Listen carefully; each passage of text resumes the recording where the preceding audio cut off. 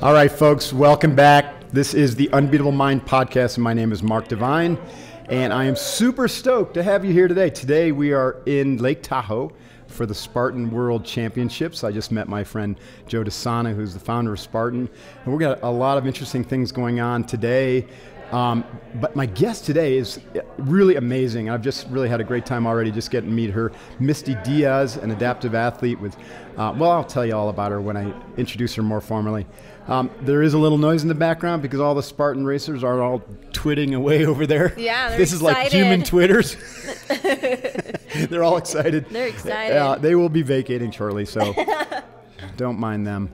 Before I get started, a couple reminders. I'm going to harp on these for a couple more weeks, but our annual summit, we do this 3-day summit in Carlsbad. It's coming up December 29th to the 2nd of December. It's the last time we're going to run it in this format. We have amazing speakers lined up. We'll be doing lots of Unbeatable Mind training, and you will be developing your 5-mountain integrated training plan for 2019 so you can kick ass and take names next year, make it your best year ever. It's going to be amazing. It'll be about 150 or 60 of us there. And if you want to attend and you're on the fence, then I'll give you a $300 discount if you go to unbeatablemind.com, or if you can remember this, summit.unbeatablemind.com. Enter the code POD300, POD300, and you're my guest for $300 off. Hoo-yah, hope to see you there. Second thing, update on my burpees.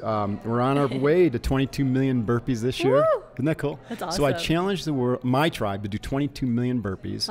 To raise $250,000 so great. for vets with post-traumatic stress. Yeah, that's amazing. 22 a day are committing suicide. Yeah. It's horrible. And so that's the least we can do, suffer a little bit for them. We've passed 11 million burpees. Wow. And we've raised almost close to 200,000. That's amazing. That's really great. Isn't that that's amazing? Good. And then on Veterans Day, we're going to be doing a world record attempt. So I've got a team of 6, 3 men, 3 women. We're going to try to break the world record for most number of burpees done in 24 hours by a mixed team. Like, who knew that was a world record, right? When we found out, we're like, okay, we can do that at least. Yeah. And also we're going to enlist a whole bunch of other teams to try to do 22,000 burpees in that 24-hour period. And they're all going to be live streaming in. So we're looking for 100 teams to join us. Go to burpeesforvets.com. That's awesome. Isn't that cool? That's just really great. That's teamwork too. That's all. It's all about like the team. teamwork. I could not do. You know, I tell people we're doing 22 million burpees. They look at me like, "Are you shitting me?" I'm like, "Well, trust me, I'm not doing that alone. I'm doing 100,000, which is still a big chunk to chew off. You know, I mean, like or to bite take off. it in increments. I'm doing 300 a day. Yeah. I did my 300 this morning on my broken foot. Anyways, that's that. We need your help. Burpeesforvets.com. Thank you so much. It's a critical cause. And Misty Diaz is also working on a critical cause. So, Misty, you were born with spina bifida. Spina bifida. Spina bifida. Yes. And I know you'll tell us what that is. Sure. You've overcome the societal or cultural cultural bias against adaptive athletes. I want to talk about our work with adaptive athletes. Okay, yeah. And now your mission in life is to basically help not just women, but anyone with an adaptive problem. Anyone that's going to listen. Yeah, anyone who will listen anyone to you. that wants to come along. That, having not being a whole person physically doesn't mean you're not a whole person mentally and emotionally and spiritually, right? Yeah. I know, I totally get that. So one of the first things I like to do with guests is just talk about those early formative years. Like, how did you kind of become who you were? Where were you born? How did you grow up? When was the awareness of this, Okay, this, so you want a little this issue small kind of, small timeline. Okay. Give us all that timeline stuff, because it's really interesting. It helps us, shape who you are. So let's just go back a little. Spina bifida means split spine. So when I was born, my spine was completely exposed. And everyone with spina bifida is their damage is different, and mine is at L5. So my spine is straight. So was the spine injured or not complete, complete, or just exposed? It was exposed. Wow. And they can't just close that up. Now they can. But no. Then at the time they couldn't. Now they can go in there surgically with a tiny little scope and some little repair kit and go in there and close it. But, So what did that mean it was for completely you exposed, as a kid? causing I've had a series of 28 operations at UCLA Hospital. And that's so I can walk the way I walk, stand as good as I can stand, balance, everything. So it being open, how did that cause you not to be able to walk? How did it cause you not to develop? So the damage is at fully? L5, and our vertebrae goes in numbers, and each vertebrae That's the is lumbar linked to 5. something. That's the 5th one up from the very base, right? Okay. So, and that happened to be my walking, my growth, my bladder. So it stunted your growth? Yeah. Really? Okay. And you couldn't walk at all, or? I did, but it was like really, really crazy, like Herman Wobbly. Monster sway. Oh my goodness. So sometimes I would lose my balance too much. I would just fall over. So I went from a walker, and then they were like, let's get her some crutches. So I've been on crutches since I was like 6. Wow. Yeah. Okay, you know what I didn't tell the audience when I introduced you is that you've run, like 300 Spartan races now or something like that? I think I've done over 65 Spartan races 65 all over the Spartan races. races. I've done a little over 200 races plus total.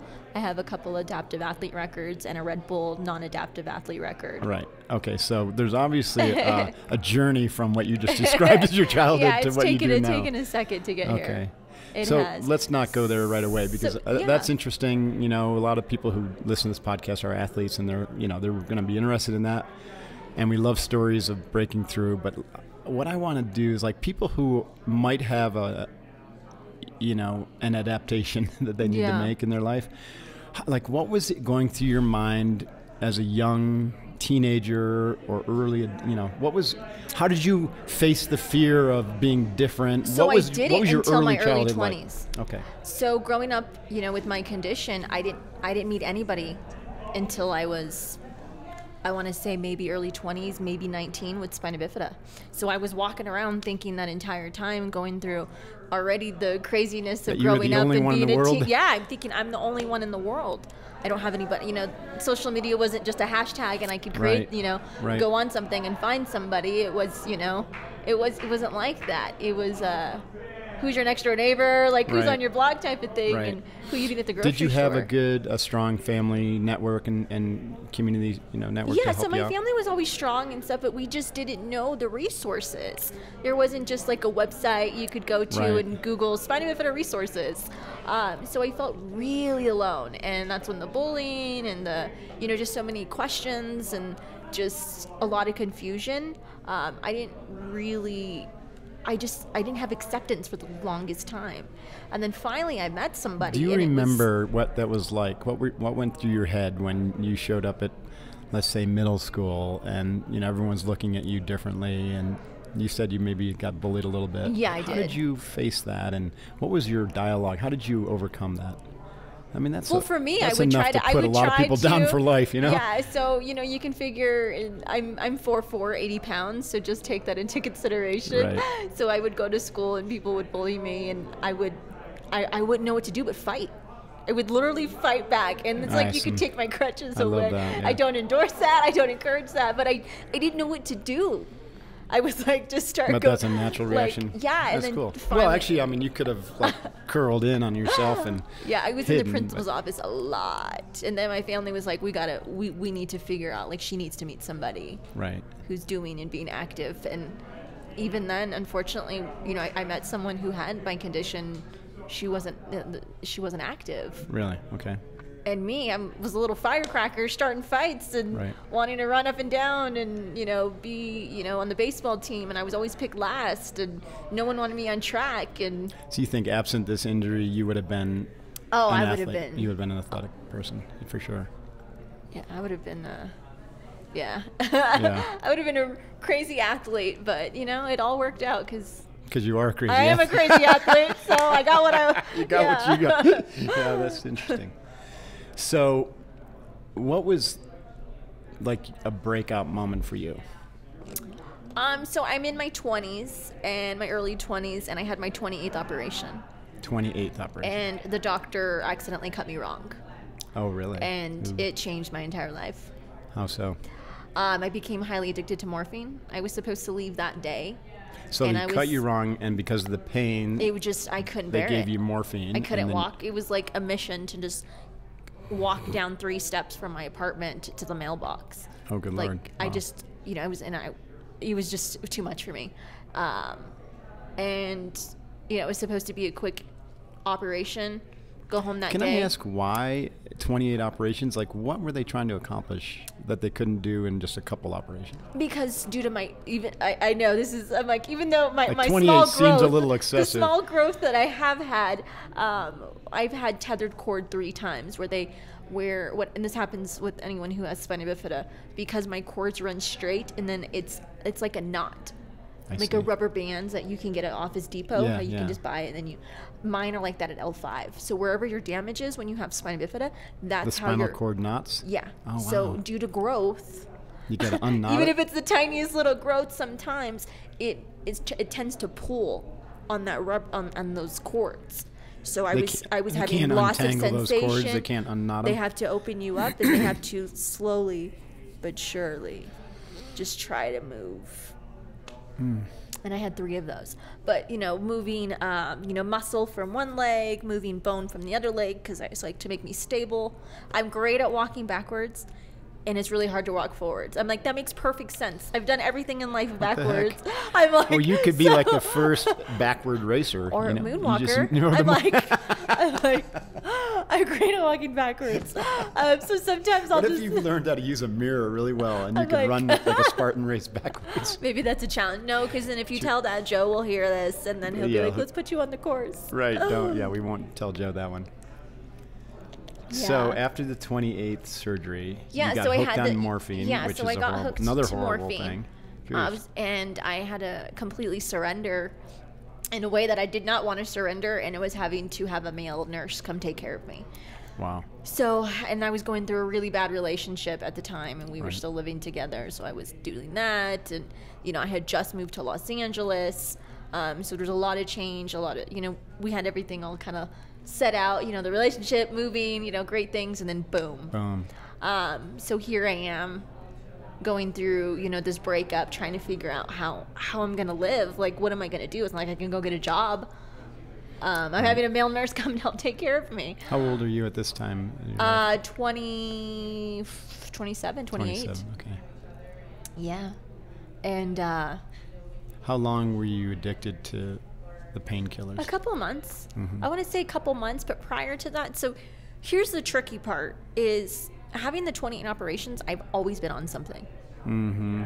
I would So it recover wasn't from a so surgery, you were and then I'd dependent yeah. upon something. So something is I've always Right. been dependent on something. Mhm. And it's crazy now because now I'm dependent on races Right. and Now you've changed that fitness addiction and, to and fitness, helping right. others That's and good. stuff. But Right. I'm like, man, it's a good switch.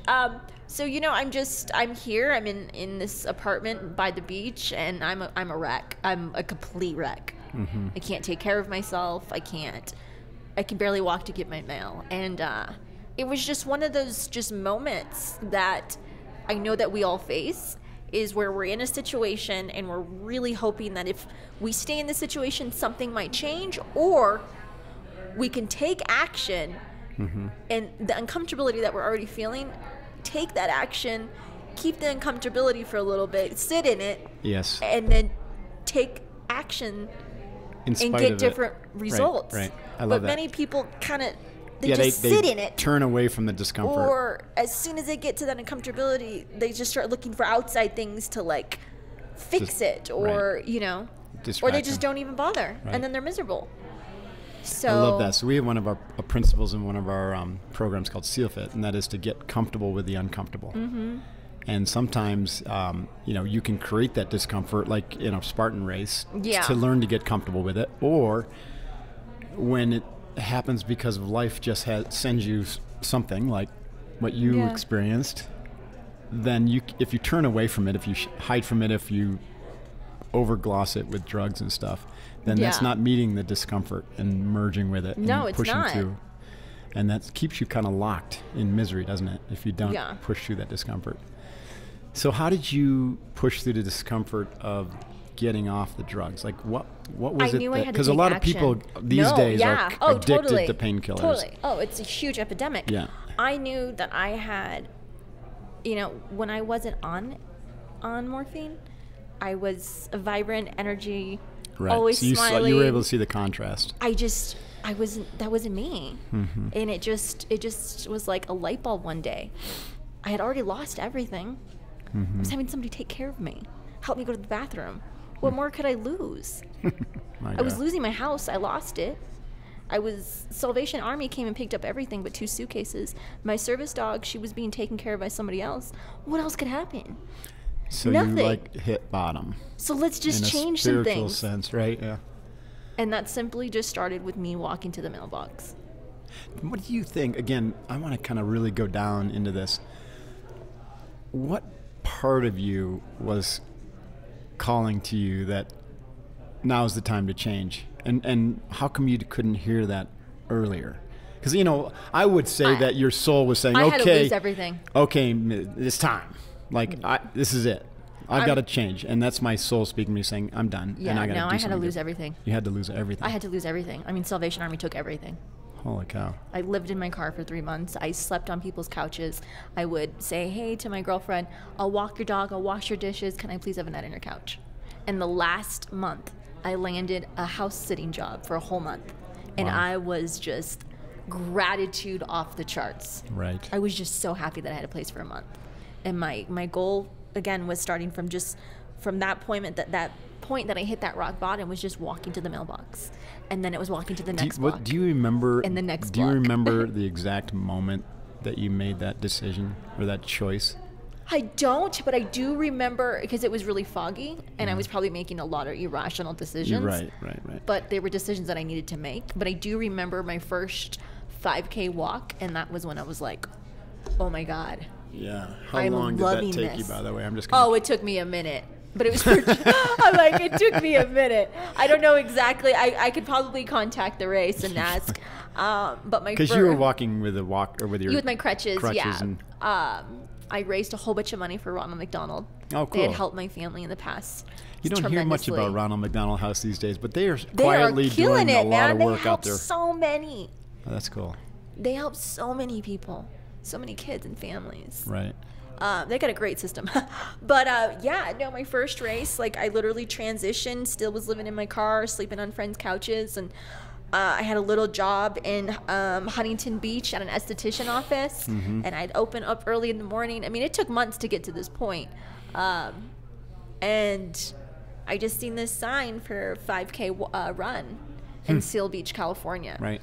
So I did my best and trained for it, and there's no real guide that you can just type in and be like, adaptive athlete, right. 5K, how to. There's not. Well, did you have any difficulty signing up for it, or no? You just signed up for it online, just like any other athlete? I've been kind of. That's one pretty good thing about me is I've been pretty computer savvy. Yeah. Okay. And networking. Right. Hey guys, and I just emailed the race and I was like, this will be my first race ever. I'm on crutches. Can I? And they said, come on in and do it. They said, here, we want you. Cool. Here's a comp code. Show up this time. So I went to my local 24-hour fitness because I had it through my healthcare. I was on a silver sneaker plan. Oh, really? Yeah. Your health plan paid for 24 hours? Because it was through the state at the time. Oh, interesting. So with your disability, Right. you're kind of just under the whole Medicare thing. Right. And I just got on a treadmill and I just figured things out, and I was really confused, and I had a lot of questions, and they were really patient, and I'd watch how people would do it. Were you off the morphine at this time? Yes. So you finally worked your way off that. And I showed up to this race in a purple tutu with a white collared button-up shirt. Oh, No I sure way. did. It Oh gets my gosh. worse. And I had a camelback. We got to find a picture of that. I have it. Put it on the podcast I have page. a camelback. I have bright red lipstick, I think, or pink, and my hair's in pigtails. Now, just curious, why did you have to dress up like this? You were already kind of a spectacle. I didn't know what right? to expect. If you would, I didn't know anything. You were going to a party, like a Halloween party? I was really, I didn't know, okay? But it's one of the greatest stories, and I have the picture in my room. That's pretty awesome. And my camelback was filled with water and snacks for everybody. and I never needed any of it. But I ran when everybody ran, and I stopped when everybody stopped. And I was just floored with gratitude and excitement. And What do you mean you stopped when everybody stopped? yeah, I didn't know like the distance wise. Like I just knew. Oh, so you stopped at the finish line, but you didn't really know how far or what you were doing. I just went with the pack, right? Like as best as my ability. Was there anyone who was slower than you? I wasn't last. You were not last. No. Oh, that must have felt I've never good. been. Oh, I've been last once. Yeah, I've been last. That was a Mount Zion half marathon. Like I'll never forget It's okay that to one. be last. I'm like I'll never forget that one. I've been last before. It's not fun, but. But yeah, that was the start. Okay. That was in 2012. 2012. Yeah. And so, when did you first hear about Spartan and adventure racing? So I went on social media after a couple of handful of 5Ks, and I was like,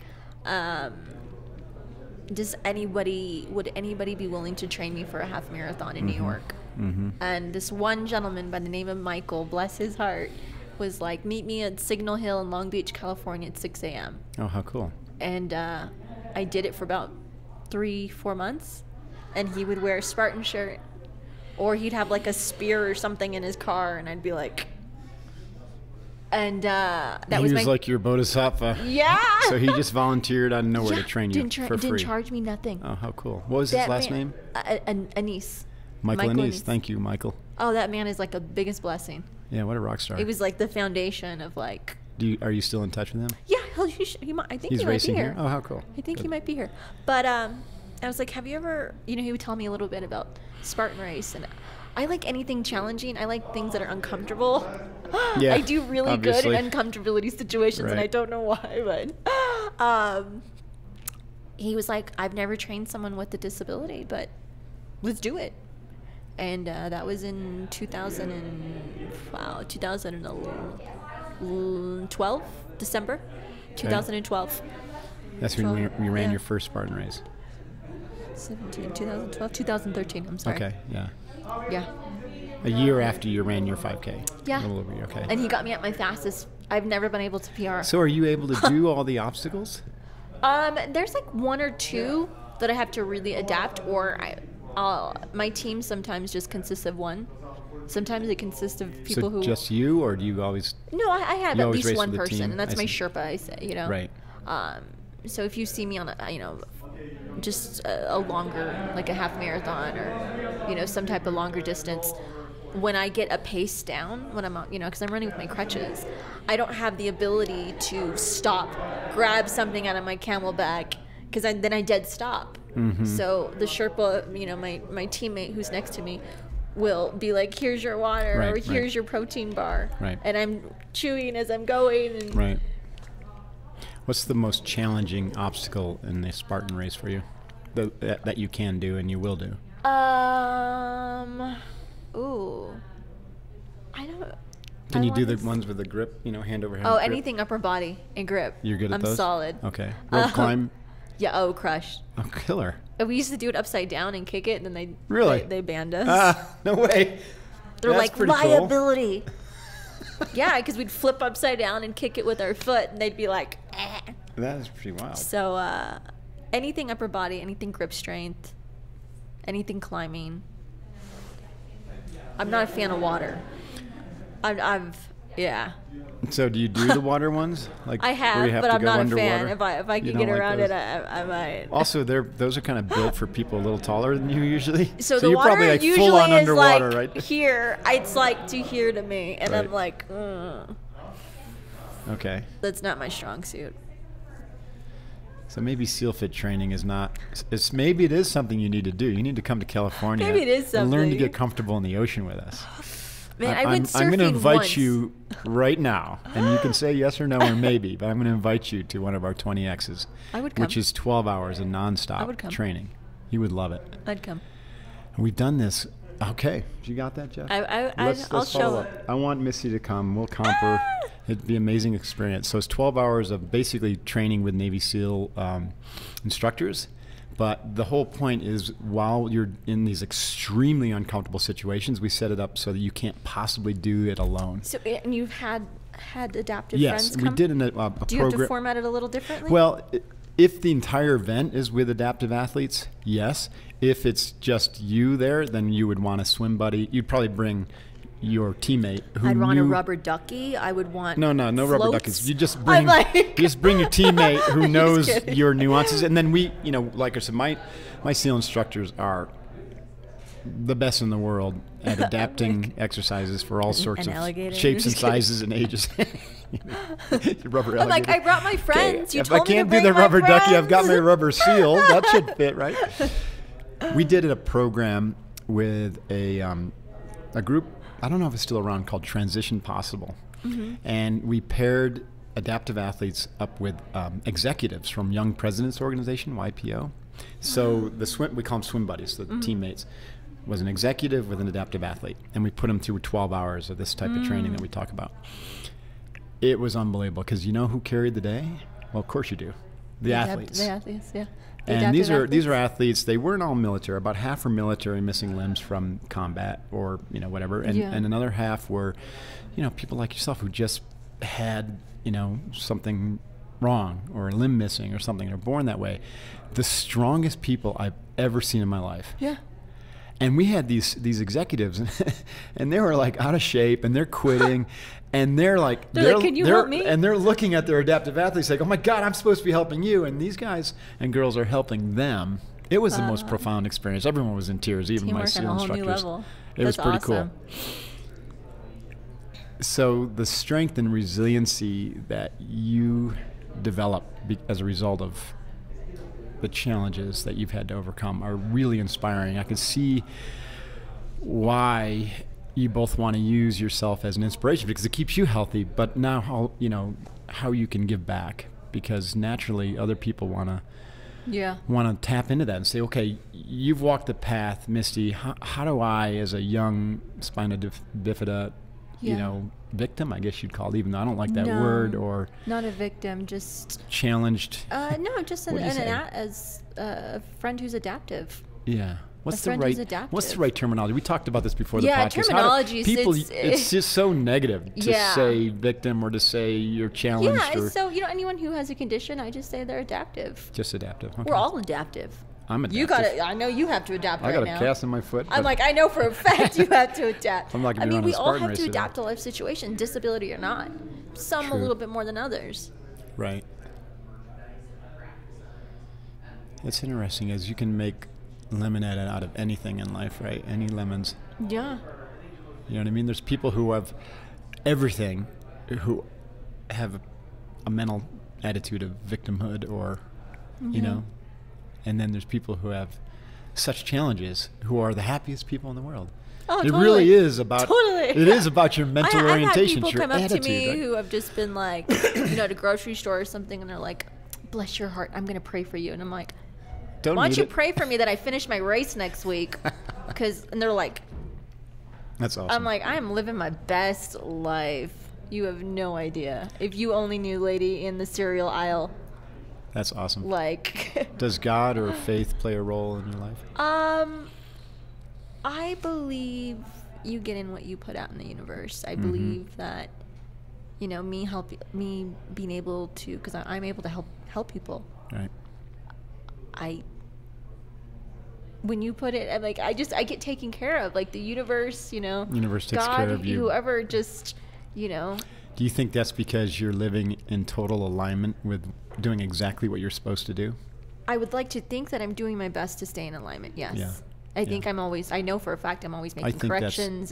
That's one of my beliefs. If you live in a complete alignment with like your unique purpose or reason for being here, then you get taken care of in a big totally. way. Yeah. Things have worked out to the last minute. So you're a living example. The last minute, I'm like, I don't know what I'm going to do. And then boom. Something happens. I've had that experience so many times. Like literally hours. And I'm like, if I was just patient, if I would have just been patient, right. if I wouldn't have stressed over it. That is amazing. So what is next for you? Like what big thing are you going to help solve? So I just finished doing the Red Bull 400. I've been on the road for a month. Is that like an obstacle race too? So it's an endurance race going up a ski slope. Oh, cool. I was able to do it in 25 minutes. And you're supposed to use your legs. I used all my upper body. I used my legs as far as I could, and I ditched the crutches. And then what? Did you crawl on all fours? Yeah. So what I did was, it's like It was in Park City, Utah, up the hill. Yeah, I know that So place. what I did is I started rowing for training. Oh, wow. And I would get the net and I'd grab it and pull, and I did wow. that. So Yeah, they had a rope or a net? because you're supposed to run, but I don't have. And I mean, it's like literally like this. I don't have that ability. I'm gonna fall back. I mean, I'm gonna really need crutches once I fall back.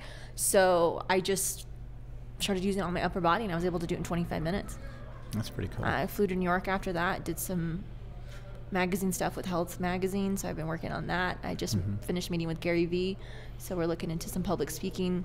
Vanichik? Yeah, Okay. with his team. Right. I'm coming out with my own lipstick line. Shout out. Okay, what's Real the Her brand name? Cosmetics, and I'm going to be Real Her Real Her, okay. Cosmetics, and the shade is called I Am Adaptable.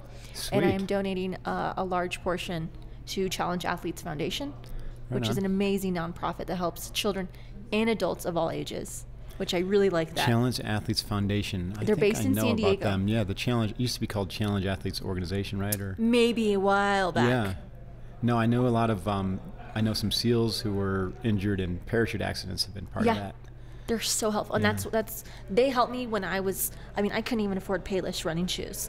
And that's what I showed up to my first race and quickly realized that my right leg that drags a little, it was the sole was gone by second race. We should reach out to them, I think, for Courage Foundation for this Courage. burpee challenge. I imagine some of the veterans who are also challenge athletes probably suffer from post-traumatic stress, Oh, I'm sure. which is like a double whammy. Yeah, Challenge Athletes Foundation. Check that out. So right now I'm just in the process of getting ready to launch that and do a little PR with the tour and really push into drive sales so we can donate. Right. There's so many friends who still need help. Adaptive chairs, Right. running, crutches, Right. injuries to races. That's what they get. They literally gave me a check my first year of running because I couldn't afford anything. And they're Oh, like, that's here you cool. go, Here you keep go. running, don't give up. Oh, awesome. And now I no longer need their help, due to amazing sponsors. And Right. So where can listeners find out about both the lipstick line and social your media, all charities? platforms at Okay. LILMISTY Lil Diaz. Misty. Yeah, Little Miss. I'm like, it's Little your girl, Misty, okay. Little Misty. My kids, my Spina Beautiful kids who I get to mentor, who they allow me to mentor them, call me Little Misty. And they're never, I'm always going to be Little Misty. So. Does the Spina Beautiful have a website or a place that people can donate? No, just a hashtag. But Okay. I just, I've been on the road all month, but I'm coming up with the system very shortly to be able to connect young women. We're just starting out with that first, so not limited, but I can only take on so much Yeah, of course. of a system of how to keep them in contact with friends in their age range who Right. have spina bifida. And I've come up with an amazing plan. And I'm just so stoked to get back home and work on it. Oh, exciting. Because I know it's Good. going to blow up. Yeah. It's all positive. How can it not? Well, it's such an important cause, and I love that because you can imagine how that would have helped you back Oh, in it would your have been day, great. So, It's okay. We can. how many kids are born? Or how So many out of people are every born with this issue? 1,500, one child is born with spina bifida, but Wow. the termination rate, unfortunately, is 65%. You mean 65% don't make it? So What? the doctors, even so, I get a lot of messages. You mean because the pregnancy is terminated? No, because the doctors say you're not going to, why are you going to have a child who's going to have a disability? They're going to be suffering. Like yeah. the doctor who told my parents went to court because the doctors, it's a crazy story.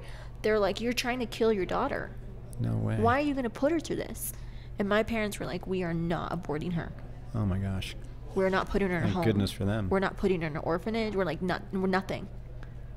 We are going to have her at our house, and we're going to take her to every appointment. We're going to give her whatever she needs. And my mom to this day is like, I knew you would become this great person. I'm like, Mom, you're just my mom. I'm like, but yeah, so I'm able to get messages. Like, I can show you messages. I'm like, it makes me teary.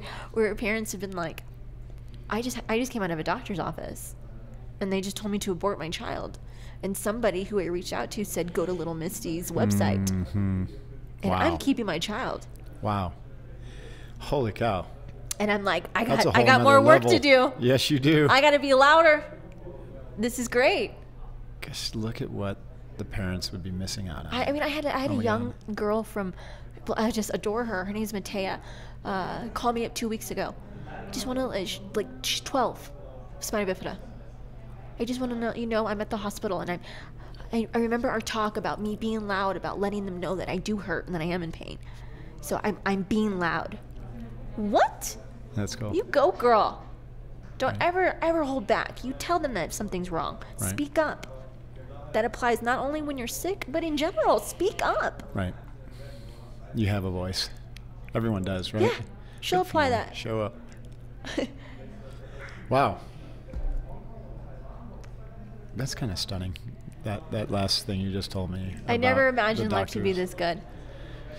And it all started with one simple thing, taking action. Right. And changing some things. Right. Not all at once. Slowly. Right, but it started with a choice, and then you just layer on that choice. But we tend to look at the whole picture. Right. So we're like, oh my gosh, there's so many things I need to... No, let's just start with one. Like you didn't become the person you are overnight. It's taken years. It took years, of course. But it's like, where would you be if you hadn't done that work? I don't know. I remember someone saying this to me because I was kind of a miserable... I had a lot going for me, but this is like my little bullshit sob story. I'll take it. Let me tell you. I was miserable in New York City. I had a college degree. I was getting my MBA, but I was going to be a certified public accountant. Can you imagine that? I mean, there might be a lot of CPAs listening and say, yeah, I can't imagine it. It's a phenomenal career. For me, I was working a dead-on job. For me, it was dead end. In a hotel, and I was miserable. I would literally be like, maybe there'll be this is so bad. Maybe there'll be traffic or construction on the way to work, and then I have a couple more minutes. Just to not get there. Just to not be at work. Yeah, so I had this idea that I wanted to be a Navy SEAL, but of course I didn't think I was capable and blah, blah, blah. Or I thought maybe I would, it was, if I committed and didn't make it, I'd be in the Navy for 6 years, swabbing the decks. And I met this guy, and he said, I said, well, he was a former SEAL. And he says, Mark, how old are you right now? And I said, I'm 24. And he goes, well, what's your commitment if you join the Navy? I said, 6 years. He goes, so in 6 years, you'll be 30, right? I said, yeah, where are we going with this? And he goes, when you're 30, would you rather be a 30-year-old Navy SEAL, or would you rather still be a 30-year-old CPA? Done. There you go. And I was like, there's your answer. Boom. Right. There was my answer. The time is going to pass anyways. Yeah. So why not pass doing something productive, positive, something that's going to make you proud, something that's going to be, move you forward in life. Yeah. Otherwise, if you keep doing what you're doing, you're going to keep getting what you got. Exactly. Let's get moving. Let's get moving. What a great story. So excited to have you here to meet me today. Thanks for sharing your story. I appreciate your time. I love what you're doing and what you stand for, and I know you're helping a lot of people. So, hoo-yah. And I'm serious about that 20X. Yeah, no, I'm actually... You're right down you're right, you live in LA. I live really far. No. We do these in Temecula and on the ocean. I know. I don't know where Temecula is. Yeah, right. Okay. It's only an hour from you. I know it is. Yeah. So we'll get you in one. Okay, I would love to. It'll be a lot of fun. And we'll film it and everything, so you get, you get the stuff for your Instagram. Accountability. They're and we'll raise some money. We'll do something Get fun. in that water. You're going to do it. She says she's a badass, but she's holding on for dear life. We're doing this. Okay, sounds great. Right. Hoo-yah. Thanks very much. You rock. All right, folks. Misty Diaz. Hashtag Lil Miss. L-I-L, Little Misty Diaz. Lil. Little, L-I-L. L-I-L, Misty Diaz. On all platforms, website too. So check her out. Buy her lipstick. If you're a guy, buy it for your girlfriend. Just anybody. Just buy it for anybody. Yeah. I'll take some for my wife. You got any? Thank you. Will you? Maybe I'll wear some myself in my... I'm just kidding. I'm stay tuned for the next episode. Stay tuned, right? All right. You know what to do. Stay focused. Do the daily work. 5 mountain training. And be a good person. And embrace the suck. Go toward the challenge. Make the uncomfortable comfortable. See you next time. Hoo-yah. Divine out. Hey, this is Mark Divine. Thanks very much for watching the Unbeatable Mind podcast on YouTube. You can also find the podcast at iTunes, Stitcher, SoundCloud, Google Play, and unbeatablemind.com/podcast. Be sure to check out the new episode released every week. Hoo-yah.